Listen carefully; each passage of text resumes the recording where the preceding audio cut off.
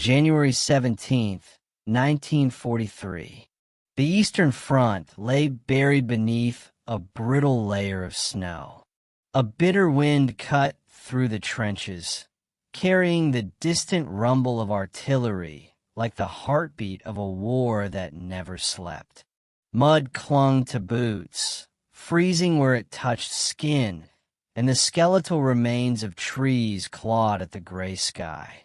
Smoke spiraled from ruined villages miles away, staining the horizon with the smell of iron and fire. Amid this frozen wasteland, soldiers moved like shadows, cautious and tense, every step a gamble. Footfalls crunched over ice and debris, nerves taut against the invisible danger lying beneath. The minefield stretched before them, a silent killer designed to punish carelessness. Yet in its hidden chaos, one man saw possibility, a way to turn the enemy's own preparations against them. His fingers brushed the edge of the snow, tracing the faint disturbances in the earth. Each decision now carried the weight of life and death. Around him, the world was deathly still, but the war raged on, relentless and unforgiving. And soon, the frozen ground would speak in fire, shaping the fate of dozens, perhaps hundreds. The enemy moved closer, unaware that the trap was no longer theirs to control. By January 1943, the Eastern Front had become a frozen theater of attrition.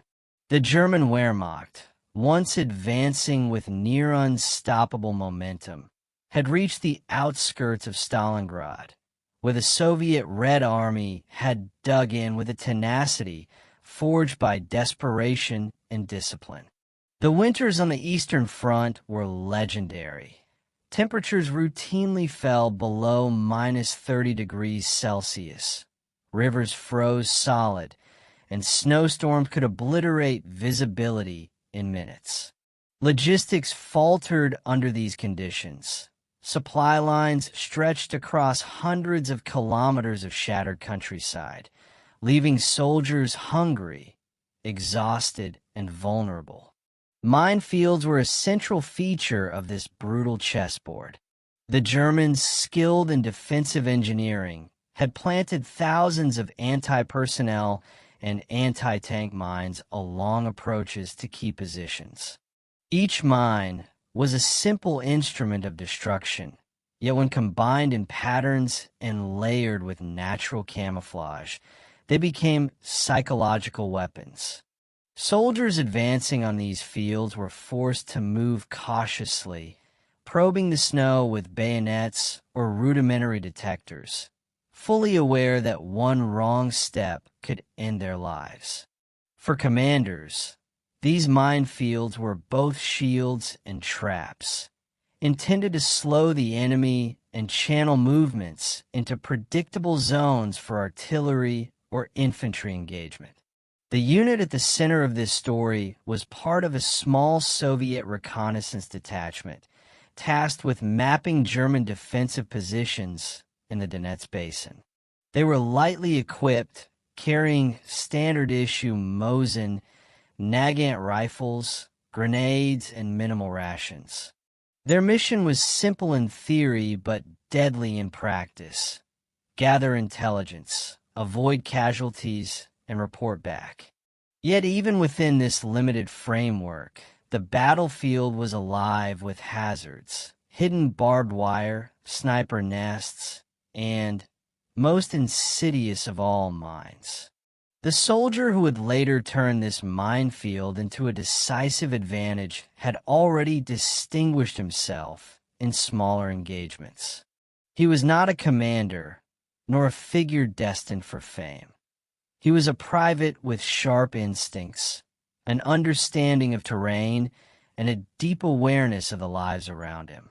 In the freezing dawn of January 17th, his unit advanced cautiously along a narrow ridge overlooking a river valley. from this vantage point. The minefield stretched ahead like a frozen maze, irregular but lethal, its full extent obscured beneath drifted snow. Commanders on both sides relied heavily on maps, aerial reconnaissance, and assumptions about troop movements. But the Cold War of intelligence and counterintelligence meant that much remained guesswork. Soviet scouts knew that German units were overconfident, trusting the minefield to enforce their defensive posture. They had underestimated the capacity for improvisation under pressure, the ability of a single man to interpret subtle clues in the snow, to read the ground as if it were a story written in footprints and frost. Around them, the front lines were a chaotic mosaic of human suffering and mechanical destruction. Villages lay in ruin, burned to deny shelter to approaching forces. Horses and carts littered frozen roads, abandoned in haste, while artillery shells had gouged cratered scars into fields that had once been farmland. The human cost of these operations was staggering. Estimates from Soviet and German war diaries indicate that daily casualties in localized engagements could reach several hundred, even before major offensives unfolded.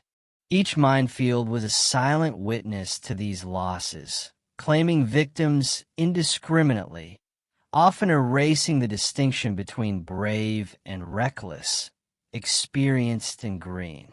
Yet for the soldiers navigating this landscape, danger was only part of the equation.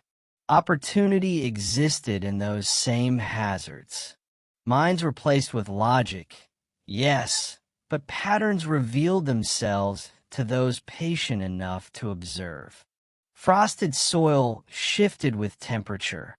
A slight depression hinted at buried metal. Snowdrifts obscured what could be exploited. And in these frozen fields, the boundary between survival and death was drawn in inches. For the soldier about to act, the minefield was not just a threat. It was a tool, if only he could read it correctly and move with precision. By the late morning of January 17th, the reconnaissance team had reached the perimeter of the minefield. Visibility was low, and the wind carried a biting chill that made fingers numb and instruments difficult to operate. The soldiers crouched, eyes scanning the white expanse, noting disturbances in snow, odd alignments of frozen earth, and faint tracks of animals that had wandered across the lethal zone. Each observation was cataloged mentally, every decision calculated. The tension was a living thing, pressing against lungs and skulls alike, demanding caution and ingenuity in equal measure. In this frozen tableau, the war beyond the ridge, tanks rumbling, artillery shells screaming, seemed distant. What mattered here was subtle, quiet, and deadly. The minefield was a puzzle, a weapon, a trap, and a test of human intellect and courage. And at the center of this tension stood the soldier whose name would remain unknown to many, yet whose actions in the coming hours would demonstrate how initiative and observation could turn an enemy's strength into a vulnerability. The stage was set, the snow was silent, and the trap, though invisible to all but one, waited. The minefield before the Soviet detachment was no ordinary defensive measure. It was a deliberate network of interlocking anti-personnel and anti-tank devices, laid months earlier by engineers of the Wehrmacht. Each mine was designed for simplicity and lethality. The Teller anti-tank mine, a heavy steel disc capable of ripping apart a vehicle's undercarriage, and the lighter Schützenmine, hidden beneath the snow, waiting to maim the first foot that triggered it. The Germans had arranged the devices in staggered rows, irregular enough to confound casual observation, but systematic enough to create channels of predictability for artillery coordination. Footpaths and frozen tracks that appeared innocuous were carefully chosen to lure advancing troops into kill zones. Reconnaissance on such fields was perilous. Soviet soldiers had developed methods for detection, probing the snow with long bayonets, feeling for subtle depressions, or following animal tracks as indirect guides. Yet even the most skilled scouts could be deceived. Frost could mask the presence of metal, and snowdrifts could conceal a mine entirely. The psychological strain was intense. Each footfall demanded concentration, yet even concentration offered no guarantee. A single miscalculation could ignite a chain reaction of death, leaving comrades injured or trapped.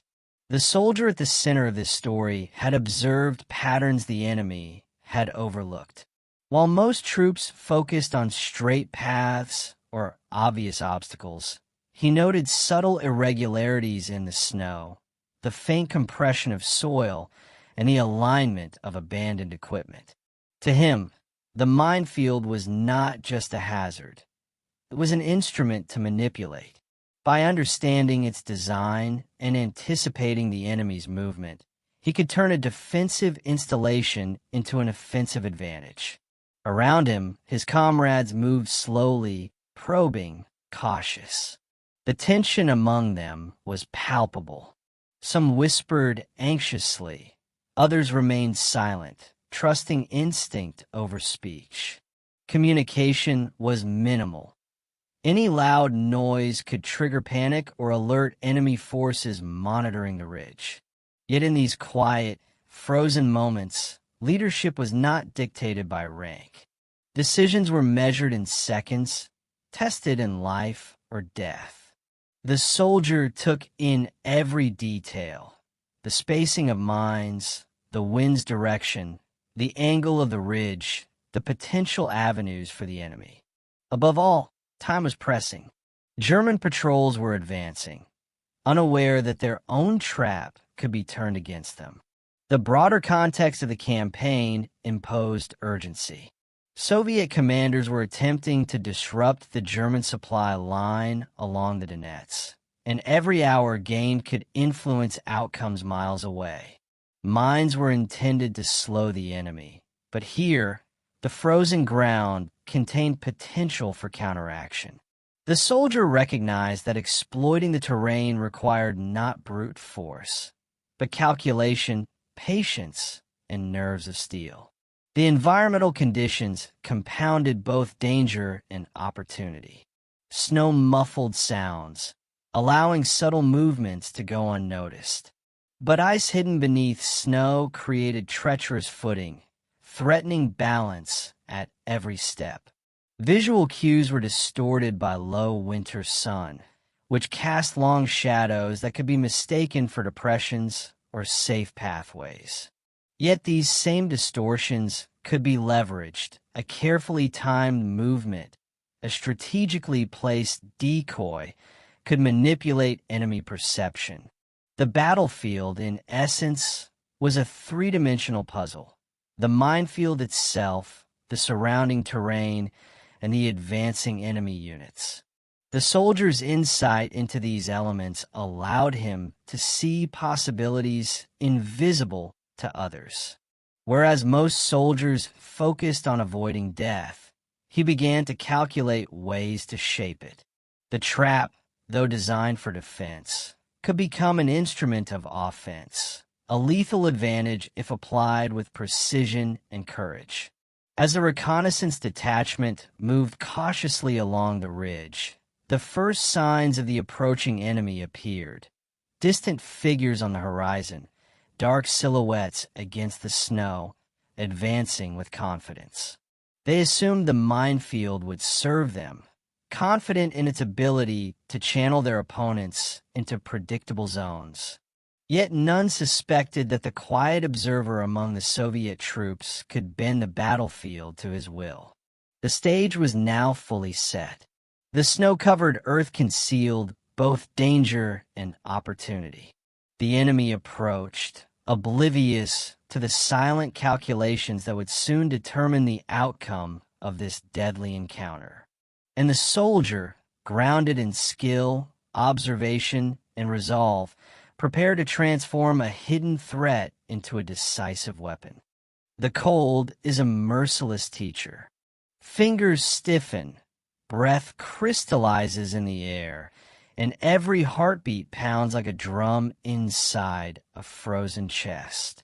The soldier, crouched at the edge of the minefield, was acutely aware of these physical realities. Yet what mattered most was the mind, the ability to process danger, anticipate movement, and maintain calm under pressure. Fear was constant, but it was controlled, measured, shaped into focus. Each step required judgment. Probe the snow carefully, note subtle depressions, read the wind, and sense the enemy's approach. In war, the difference between instinct and hesitation could be measured in inches, inches that determined life or death. His comrades were a mixture of apprehension and trust. Some whispered nervously about the lethal ground. Others refused to speak, counting steps silently. Morale fluctuated in those moments. The fear of imminent death mingled with the hope that careful observation could create safety or even advantage. For the soldier at the center of the unfolding plan, this tension became a tool. He observed reactions, gauged confidence, and used the psychological state of his unit to coordinate subtle maneuvers. In human terms, the battlefield was as much a test of nerve and perception as it was of weaponry or strategy. Tactically, the minefield was both obstacle and opportunity.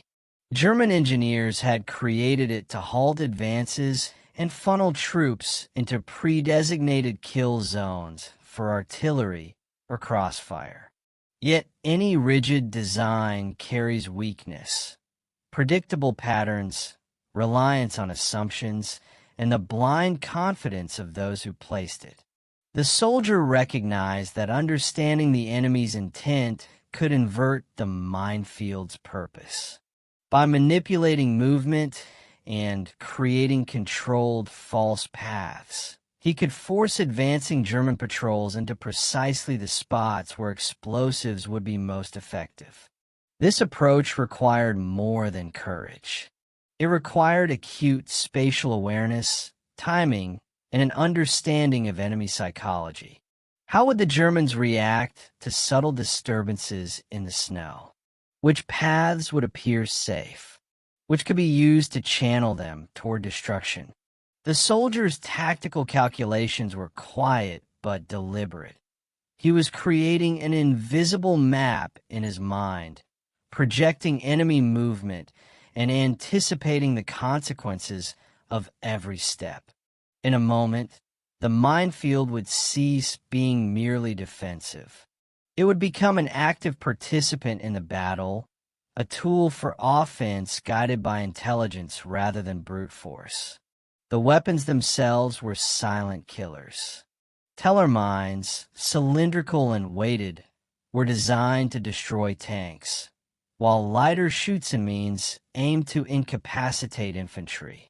Each mine required specific knowledge to detect and manipulate.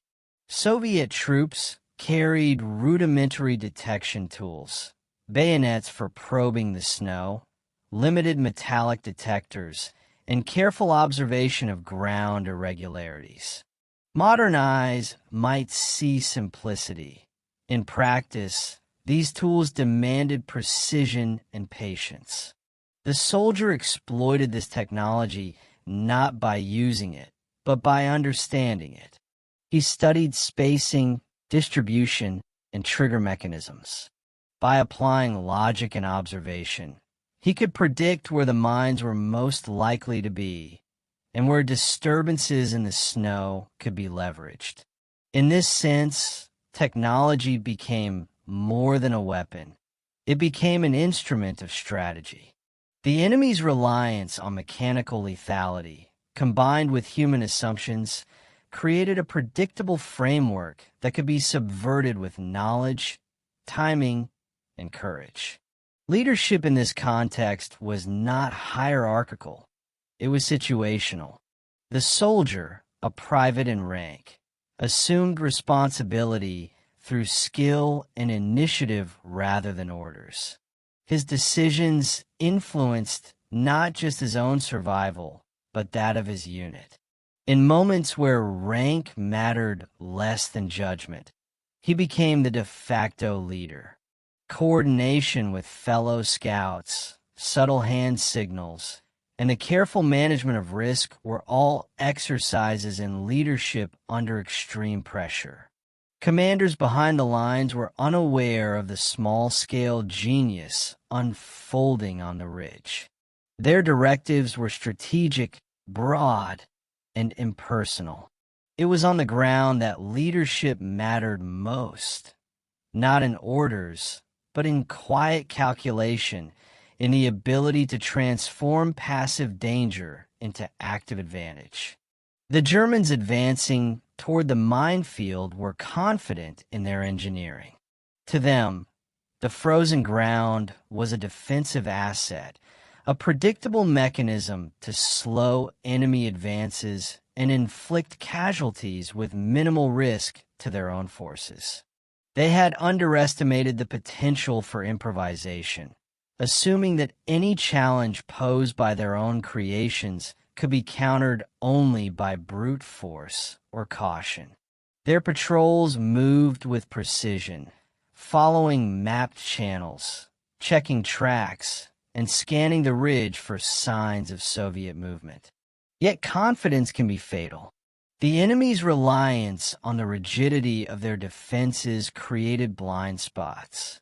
They assumed the terrain dictated the battle, not the soldiers navigating it.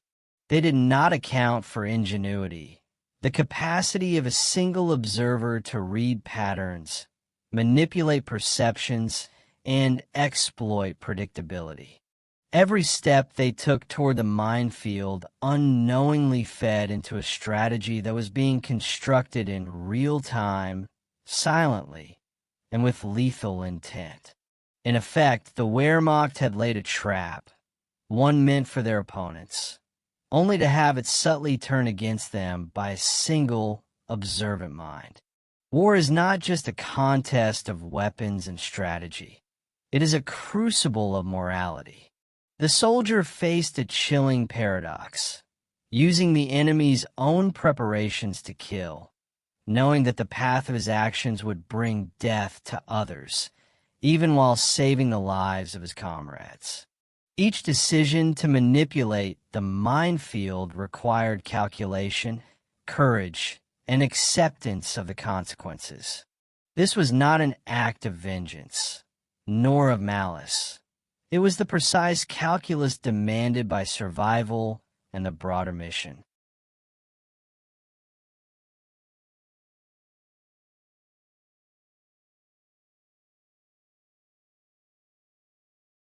The moral complexity deepens when considering that these were not faceless adversaries. Each German soldier was, like him, human, conditioned by training, fear, and duty. Yet the ethics of combat in this moment required prioritizing mission objectives and troop survival over abstract notions of fairness. History rarely records these internal calculations, but they define the human experience of war, the tension between self-preservation, duty, and the cold realities of lethal strategy. The psychological dimension of this battlefield cannot be overstated. The constant stress of potential death shapes perception, narrows focus, and sharpens instincts. For the soldier, The minefield was simultaneously terrifying and fascinating, a living puzzle demanding interpretation. Stress hormones heightened awareness, fear honed observation. He could read subtle depressions in the snow, slight variations in texture, and even the way wind shifted over frozen earth, all while maintaining composure under the looming presence of enemy forces. Conversely, the approaching Germans were unaware of the psychological manipulation taking place. Their confidence, based on assumptions about terrain and trap effectiveness, created blind spots. In war, perception often dictates reality. Here, the mental battle, patience, focus, anticipation, would prove just as decisive as any weapon. Mines, reconnaissance, and small unit improvisation were critical elements on the Eastern Front. Countless engagements were decided not by large offensives, but by the careful reading of terrain and enemy behavior. Records from Soviet archives indicate that scouts who could identify enemy patterns and exploit them often turned localized skirmishes into significant tactical advantages. The actions of one soldier could delay enemy advances, inflict disproportionate casualties, and shape operational outcomes. In this instance, the minefield became a testament to the interplay between human observation and military technology. It illustrates a broader truth of World War II, that battles were not always won by sheer force, but by intelligence, ingenuity, and the courage to act decisively within extreme constraints. The morning sun struggled to pierce the low-hanging clouds. January 17th, 1943. The ridge lay silent but for the faint crunch of boots against snow. The reconnaissance team had reached the perimeter of the minefield, each soldier frozen in cautious anticipation. The enemy was approaching. German patrols moved methodically, confident in the lethality of their own preparations. They did not see the subtle disturbances in the snow, the faint tracks indicating careful probing, or the silent signals passed between the Soviet scouts. The soldier at the center of this operation took a deep breath, feeling the cold bite through his uniform. Every nerve was alert. He knelt, observing the pattern of the mines, noting the spacing, the slight depressions in the snow where Teller and Schutzen mines had been buried. Years of training, combined with instinct, coalesced into a singular purpose: turn the enemy's own defenses against them. He selected a narrow section of the field, one where the snow had drifted unevenly and the enemy would likely follow. This was his channel, his trap. With precise movements, he created subtle disturbances along the edges of safe paths. Snow was brushed aside, small footprints carefully placed, and frozen debris shifted to suggest movement. It was almost imperceptible, but enough to guide the approaching Germans toward zones pre-selected for maximum effect. The soldiers around him mirrored his motions, silent and deliberate, aware that a single misstep could trigger a mine prematurely. The enemy advanced. From the ridge, their silhouettes were dark against the pale horizon, marching confidently across the white expanse. They believed the ground beneath them was controlled, predictable. They did not know that the minefield had become a weapon of deception. The first man stepped where the soldier had anticipated, just as calculated. A muted tremor beneath the snow signaled the first Teller mine had detonated, flipping steel and snow into the air, but far enough ahead to preserve the safety of the Soviet observers. Panic rippled, confusion spread.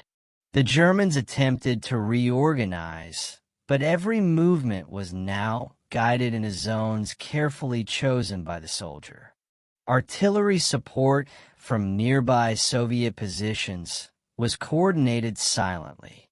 Observation allowed precise targeting of enemy clusters as they tried to navigate the chaos. The soldiers' calculations, reading the enemy's speed, timing, and likely reactions, proved accurate. Each mine triggered not by accident, but by design. Soldiers fell, tanks stalled, and the rhythm of the German advance disintegrated. What was meant to be a defensive measure for the enemy had become their undoing. Amid the chaos, the soldier moved through the ridge with remarkable calm. He placed markers, made rapid mental adjustments, and observed the unfolding consequences. Small decisions, like shifting a minor obstacle or adjusting snow coverage, changed the trajectory of approaching units. By mid-morning, the enemy's advance had slowed to a crawl. Confusion reigned, and the once confident patrols were now trapped in a lethal dance orchestrated by a single man who had read the battlefield better than anyone else. Nearby comrades communicated silently through gestures, confirming positions, signaling safe zones, and coordinating secondary movements. Every action was choreographed, but in real time. Improvisation meshed with pre-calculated observation. The minefield was no longer static. It was alive, responsive, lethal. The psychological impact on the Germans was immediate. Soldiers hesitated, unsure where to step, aware only vaguely that the ground itself had betrayed them. By the time reinforcements attempted to move forward, the carefully constructed channels had already claimed the initiative. From a distance, artillery observers confirmed success. Tanks immobilized, infantry pinned, and the enemy commander struggling to understand why a simple defensive layout had turned into a disaster. The soldier watched from his position, calculating the next steps, reading the battlefield like a living map. Every detonation, every halt, every misstep of the enemy validated his careful planning. Yet danger remained. Mines were indiscriminate, and a miscalculation could easily have taken the life of a comrade. Each decision balanced risk with precision. The soldier's focus was absolute. He understood that in this frozen wasteland, the line between genius and tragedy was measured in inches and seconds. By late morning, the battlefield had transformed. The enemy, once advancing confidently, was immobilized, disorganized, and vulnerable. The trap had worked as designed. The minefield, now a testament to ingenuity under extreme pressure. And in this pivotal moment, the outcome of the localized engagement and potentially the broader operational objectives had shifted irrevocably. The chaos on the snow-covered field intensified. German soldiers, once confident in their carefully placed minefield, now hesitated, uncertain of where to step. The first explosions had shattered their rhythm, and panic began to ripple through their ranks. Tanks, immobilized by teller mines, blocked narrow approaches, forcing infantry to concentrate in predictable paths. The soldier and his team observed silently from the ridge, adjusting subtle cues in the snow, guiding the enemy like pieces on a lethal chessboard. Artillery observers reported exact coordinates, and mortars fired at precise intervals, exploiting the confusion. The combination of mines and coordinated fire amplified the effect, turning the enemy's own defenses against them. Soldiers were forced into clusters, where secondary detonations created maximum disruption. Amid the smoke, the sound of cracking steel and muffled cries echoed across the frozen expanse. The psychological toll was immediate. Hesitation, disorder, and fear replaced the Germans' initial confidence.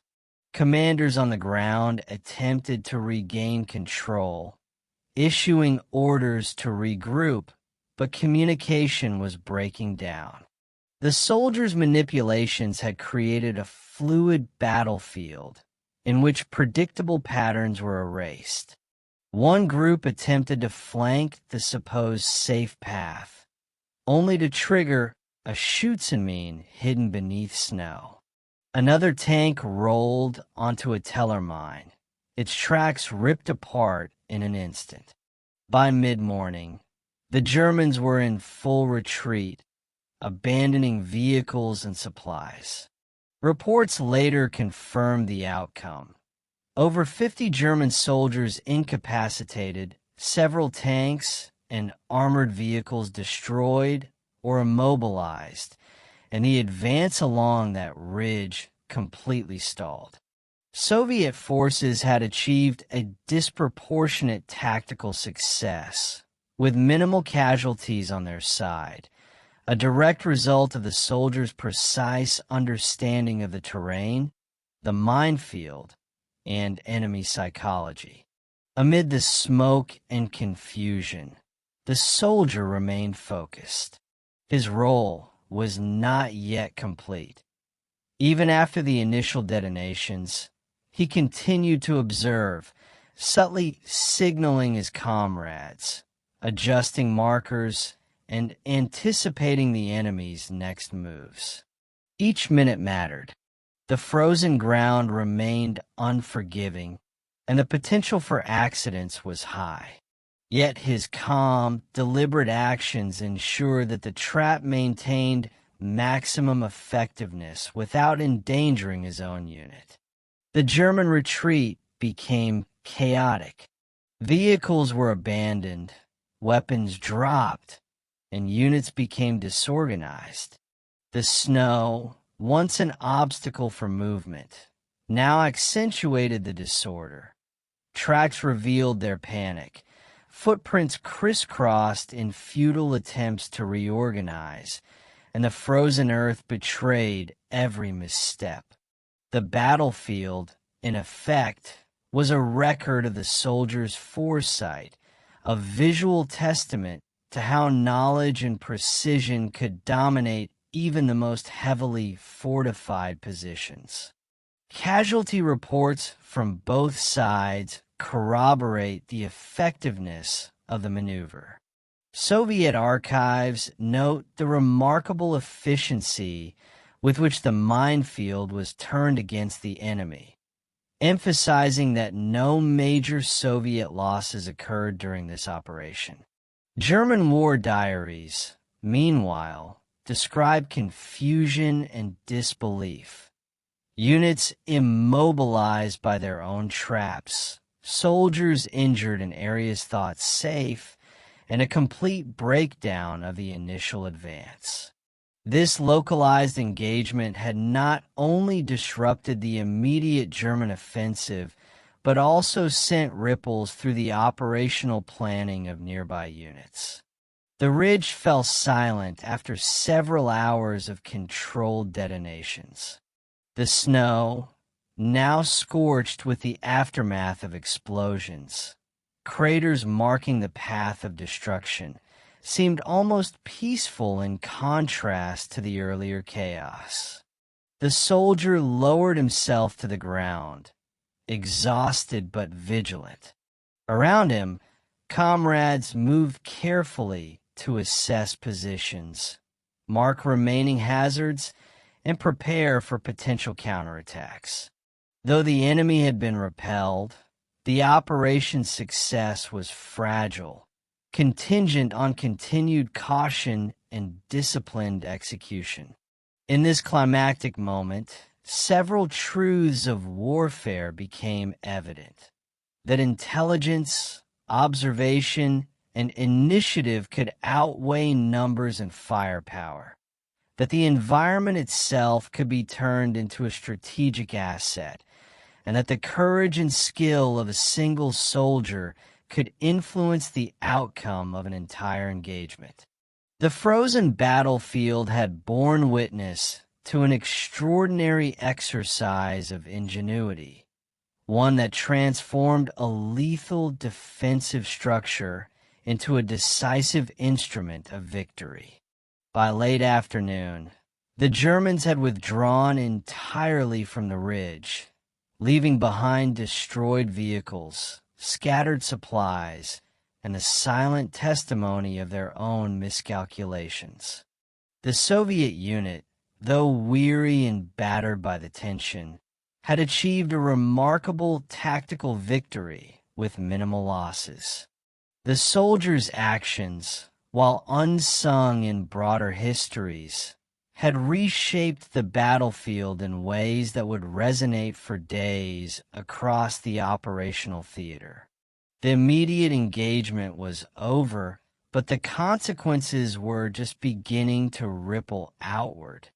This was not merely a successful ambush. It was a study in precision, calculation, and human resolve under extreme conditions. And it set the stage for the aftermath, the consequences, reports, and reflections that would define the historical significance of this remarkable event. The ridge was quiet once more, but the silence was not peaceful. Scorched snow, craters, and abandoned vehicles bore witness to the morning's chaos. The Germans had retreated, leaving behind not only material, but a psychological scar, the sudden realization that their own minefield had been turned against them. Within the Soviet unit, relief mingled with exhaustion. Soldiers checked equipment, tended minor injuries, and cautiously moved across the battlefield, wary of undetonated mines.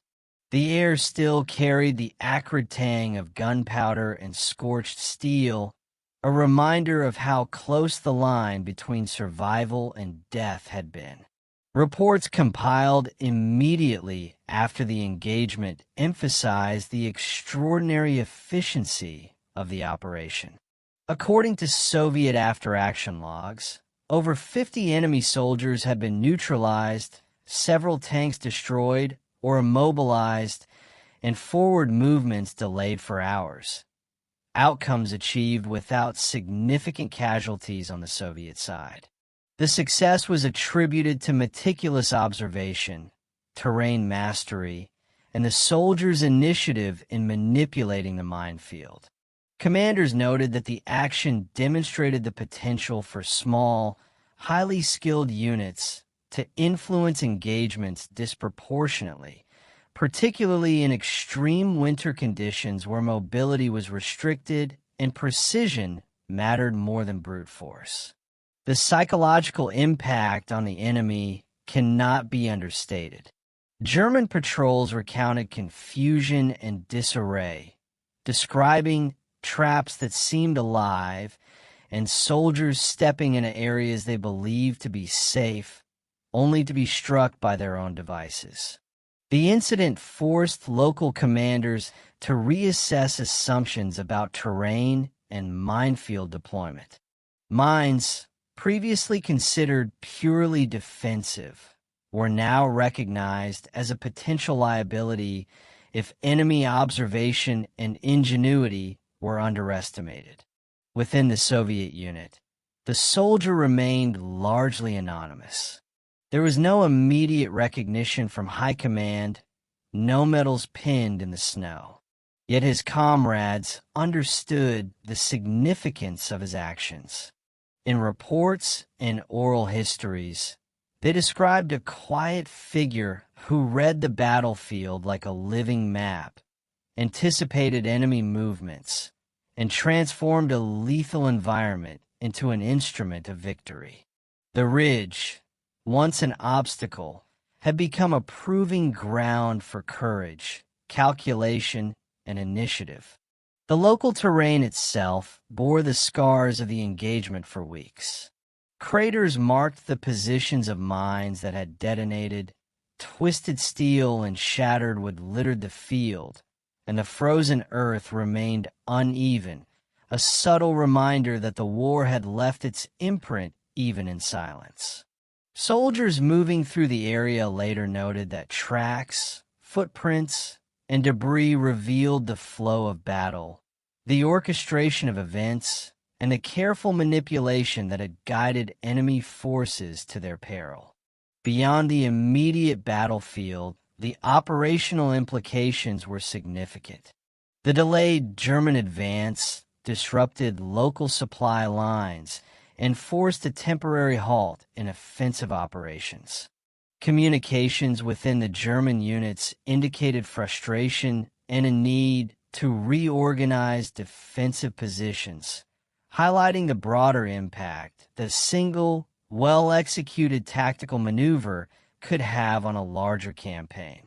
While this was not a battle that determined the course of the entire Eastern Front, it exemplified the cumulative effect of localized victories, initiative, and adaptability in a theater defined by extreme conditions and high stakes.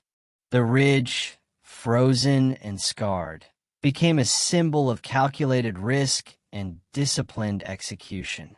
For the soldiers who survived, it was a reminder that in war, survival often depended on observation, ingenuity, and the courage to act decisively when opportunity presented itself.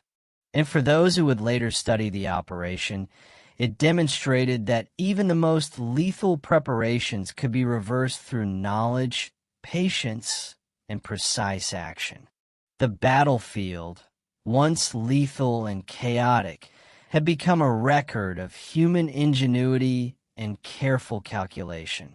Yet while the immediate tactical victory was clear, the broader consequences, operational shifts, enemy recalibration, and strategic reverberations, would unfold over the coming days. In the days following the engagement, the ramifications of the Minefield trap rippled across the operational theater. German commanders, initially confident in their defensive engineering, were forced to reconsider their assumptions. Field reports detailed unexpected casualties, disrupted troop movements, and immobilized vehicles, highlighting the danger of relying solely on static defenses without accounting for enemy observation and improvisation. The local German high command issued directives to resurvey minefields and implement more cautious advancement procedures, signaling a temporary operational pause in the region. Soviet command, for its part, recognized the value of initiative in small unit engagements. Intelligence reports praised the meticulous observation and calculated risk-taking demonstrated by the reconnaissance unit, although the individual soldier who orchestrated the maneuver remained largely unnamed in official dispatches. His actions, however, were cited in internal briefings as a model of how knowledge of terrain, enemy behavior, and environmental conditions could be leveraged to achieve disproportionate results. Local units adopted similar practices in subsequent operations, applying careful reconnaissance, pattern analysis, and controlled manipulation of terrain to create tactical advantages against a technologically and numerically superior enemy. The human impact was equally significant. For the German soldiers, the experience left lasting psychological impressions. War diaries record moments of disbelief and frustration. Soldiers immobilized by their own devices, troops unsure where to advance, and a pervasive sense of vulnerability even in territory they had considered secure. The incident highlighted a brutal reality of the Eastern Front. Death could come not only from the enemy's weapons, but from the enemy's overconfidence and miscalculations. In contrast, the Soviet troops gained confidence, their morale bolstered by a small-scale, yet decisive victory that had tangible effects on the immediate theater. Historians reviewing archival material later emphasized that these minor engagements, often overshadowed by massive offensives, played a critical role in shaping operational outcomes. Delays caused by the immobilized German patrols allowed Soviet reinforcements to fortify nearby positions, redistribute artillery, and stabilize defensive lines. Localized success accumulated, influencing broader campaign dynamics. What might have been a footnote in history instead became a study in initiative, ingenuity, and the human capacity to manipulate lethal circumstances for tactical advantage. The battlefield itself remained a silent witness. Craters, debris, and twisted metal marked the ridge for weeks. Soldiers moving through the area afterward documented these scars, noting the arrangement of detonated mines, the disturbed snow, and the pathways that had guided the enemy into controlled kill zones. The landscape retained the imprint of human decision-making, a tangible record of how one individual's skill and observation could shape the flow of an engagement. In terms of casualties and resources, the operation achieved remarkable efficiency. Estimates from Soviet reports suggest minimal friendly losses, while enemy losses were significant relative to the size of the patrol. Vehicles were destroyed or abandoned, and the disruption extended beyond the immediate skirmish, slowing supply lines and delaying subsequent German operations. Such outcomes reinforced the principle that small, highly disciplined units, operating with situational awareness and tactical foresight, could inflict disproportionate effects in a theater dominated by sheer numbers and firepower. By the end of January, the ridge had returned to a semblance of calm, but the lessons of that day persisted. Commanders on both sides studied reports, adjusted strategies, and reconsidered the role of terrain, initiative, and psychological leverage in combat operations. For the soldiers who survived, the memory of that frozen battlefield, the silence, the snow, and the lethal patterns beneath it, remained vivid, a testament to both the brutality and the ingenuity of war. As the days passed, the engagement became one more example of how awareness, courage, and ingenuity could turn even the most lethal and static defenses into instruments of opportunity. The immediate tactical victory had ended, but its effects would continue to shape decisions, morale, and strategy in the theater. The battlefield, scarred but instructive, set the stage for reflection on what had been achieved and the enduring lessons it would leave for both soldiers and history. The ridge was quiet once more, yet the frozen earth still held the memory of the day's violence. Snow drifts covered craters, but they could not erase the truth. The battlefield had been reshaped not by overwhelming force, but by observation, patience, and calculated courage. The soldier who turned a hidden minefield into a trap demonstrated that war is as much a contest of minds as of weapons. In the vast machinery of the Eastern Front, one individual's awareness, initiative, and willingness to act decisively could bend the course of events. However briefly, in favor of those who understood the terrain and themselves. There is a lesson here that extends beyond tactics or technology.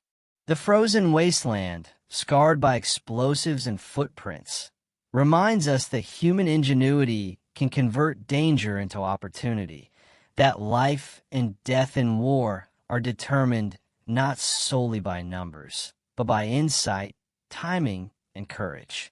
The enemy's confidence, the minefield's lethal promise, and the chaos of battle were all countered by one mind reading the patterns beneath the snow.